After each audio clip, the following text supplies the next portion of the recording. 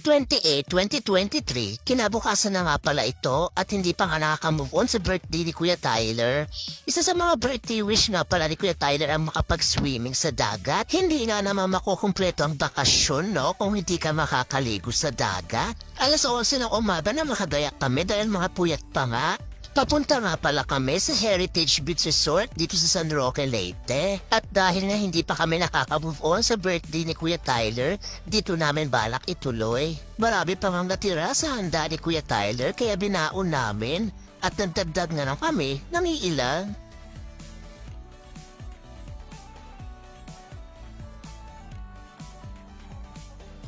Habang nasa biyahe nga pala kami, ay may nadaanan kami nagtitinda ng mga malalaking isda at dito na nga nilinis ni Papa sa tubig dagat dahil nga tubig alat naman.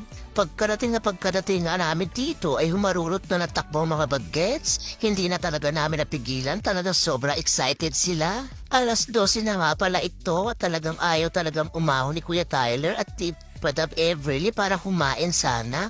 Tingnan nyo naman si Kuya Tyler talaga nagpapasikat at si Madam Everly ay sobrang enjoy na enjoy.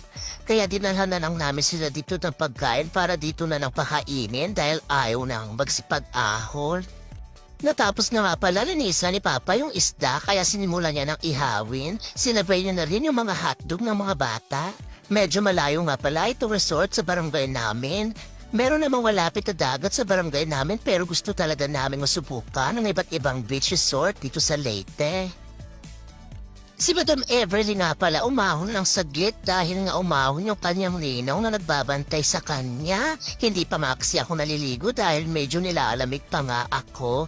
Tingnan nyo naman, gusto kong picturean pero ayaw niya magpa-picture. Gusto nang bumalik agad sa dagat.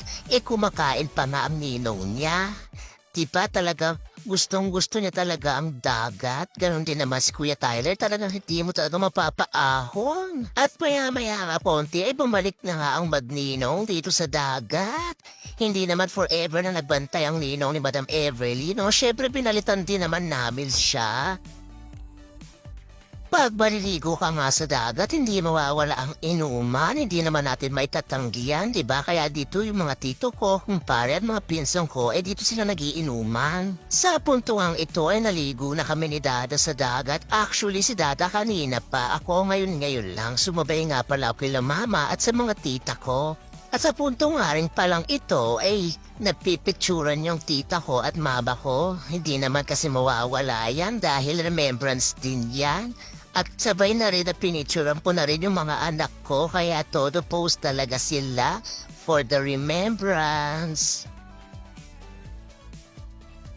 Ito nga pala sinabihan ko si Dada na picturean ko rin siya kaya ayan post din talaga siya at tawang-tawa nga rin sa sarili niya kung ano-anong pinaggagawa. Ilang araw na lang din pala ay malapit na rin kami bumalik ng Manila. Kaya bawat oras, bawat araw at bawat minuto ay sinusulit namin habang nandito pa kami sa Leyte. Kaya every moment ay kinakaptured ko talaga para naman meron talagang remembrance at babalikan kapag namimiss. Dahil matagal-tagal na naman nga kaming makakabalik at makakapagbakasyon dito sa Leyte.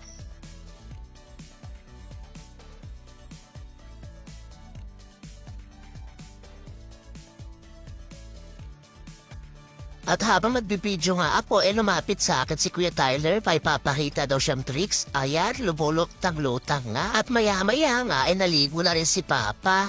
Alam niyo ba na mas nag-e-enjoy maligo si Papa sa dagat kaysa sa swimming pool? Dahil alam naman nating lahat na mas malinis talaga ang tubig sa dagat kaysa sa swimming pool. O ayan, tuwang-tuwa siya sa pinagagawa nilang dalawa ng apo niya. Ang sarap lang talaga nilang tingnan, diba? Kasi napaka-sweet talaga nilang maglolo. Ang swerte talaga ng mga anak ko sa mga lolo't lola nila dahil may kita mo talaga na mahal talaga sila.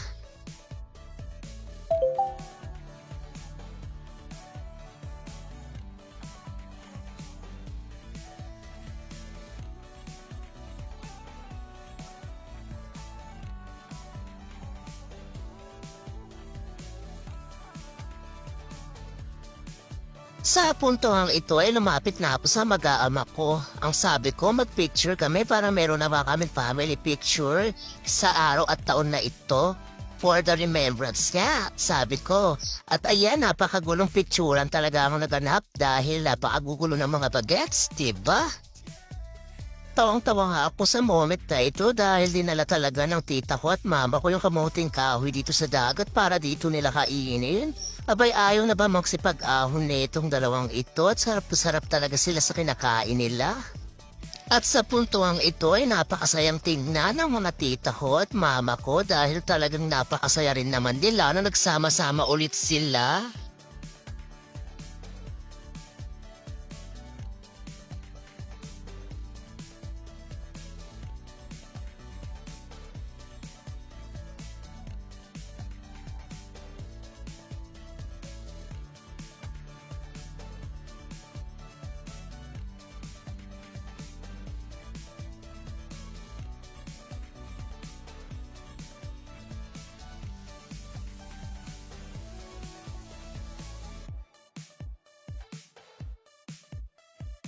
Sino nga naman ang hindi marerelax sa ganda ng view at sa hampas ng alon ng dagat? Talagang nakaka-relax talaga.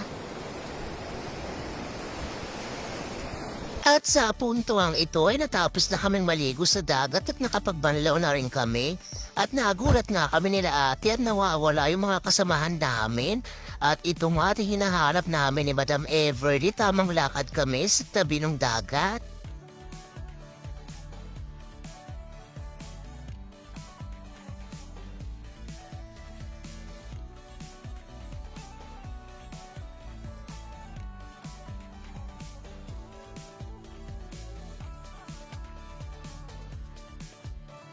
At may nakita nga kami sa malayo na mga nagkukumpulan na tao. At ito nga sila nga iyon at mayroon silang pinagkakaguluhan at makikimarites kami ni Madam Everly kung ano talaga yung pinagkakaguluhan nila. At ito nga ay pinagkakaguluhan nila yung mga preskong isda na huli ng mga isda. Tinulungan kasi ng mga tito ko na hatakin yung bangka nila. Pagkatapos nga nun ay binenta nila yung isda nila sa murang halaga at meron pang palibre, pasasalamat na rin sa tulong. Dito ko na nga pala tatapusin ang video ito. Maraming salamat nga pala sa batsyarang panonood. At kung nagustuhan nyo naman ang video ito, pakipusuan naman at pakipalo na rin ako. Maraming salamat. Paalam. Bye-bye.